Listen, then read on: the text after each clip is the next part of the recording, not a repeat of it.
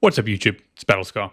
Man, it seems like there's some shit going down in the Pokemon scene pretty much every week at this point. Last week, there was the Firestar 73 situation where the Pokemon Go regional champion had his grand finale victory reversed when the judges ruled that his basically single air punch celebration was excessive and unsportsmanlike.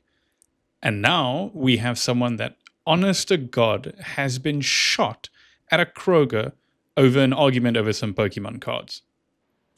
Meanwhile, a dispute over Pokemon cards may have led to a shooting outside of a Kroger on the Near East Side. One person was injured. Police say both people involved are adults. The victim is in surgery. It happened in the parking lot of the grocery store on Twin Air Drive just before 7 o'clock this evening. That's near the Community Justice Campus. Again, IMPD says their preliminary investigation revealed the suspect and victim had a disagreement over Pokemon cards, which then turned violent. All of that over some Pokemon cards. Like, what even, man? The Pokemon TCG scene is starting to sound more and more like the K-pop and the gacha gaming circle, with just the most unhinged shit imaginable happening.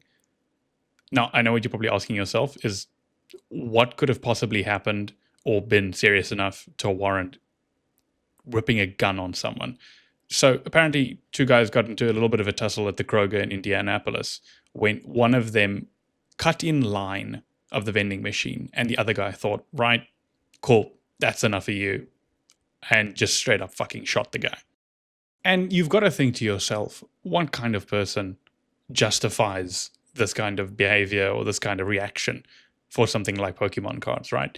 I know some people take this stuff super seriously, but you surely got to draw the line somewhere, pal. Now, I am happy to hear that following the surgery, the man is in a stable condition after the shooting. Obviously, the man being shot, not the person shooting. There's nothing stable about any of that behavior. But imagining a loss of life over something as trivial, something as stupid as this, it's just depressing. Now, they said the situation's under control and there's no need to fear, but I don't know, man. As long as you live within driving distance of one of these Pokemon TCG vending machines, I feel like nobody is safe. And you're probably thinking that I'm kidding, but no, there have been so many violent incidents at these machines. There's been so many stories of people getting into basically full-on MMA matches at these vending machines. You know how you hear about these people who go to bars and get blind drunk to get into fights? Well, there's very clearly a subsection of the Pokemon TCG community who just, when they get the itch, head to the old local Pokemon vending machine and just start duking it out and beating the shit out of each other. It's wild. And probably not for that big a profit margin, probably like $5 profit, turning over a couple of cents. I know there's big money to be made here, but I feel like the average person probably really doesn't turn all that much on these cards. But the scary thing is, it almost seems kind of expected. This is far from the only issue that the Pokemon TCG is facing, by the way. The community is getting basically prison railed by scalpers.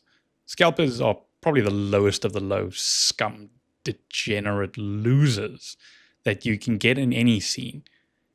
If scalpers got Thanos snapped out of existence, I don't think there would be a single soul who'd be sad about it. The Pokemon TCG scene especially suffers from all of the scalpers because it's causing massive shortages, inflated prices. Local game stores are being pushed to the brink as they basically can't secure enough stock to even host events or provide reasonable pricing. And it'll end up threatening the long-term viability of the entire scene, basically. It has even gotten so bad, I kid you not, that some scalpers have started putting GPS trackers on some distributors' cargo so that they can, I guess, better scalp the supply. It's so depressing. It's so sad. It's genuine loser shit, dude. I don't think it's going to be long until we probably hear another one of these stories come up again. And you just have to feel so bad for the average collector, man. For those people who are just in it for the game, who just love it. And so many people have just stopped collecting because this stuff's getting out of hand. It's getting unsustainable, and it's because of things like this. But anyway, yeah, just wanted to talk about that for a little bit. Have a good one. Cheers.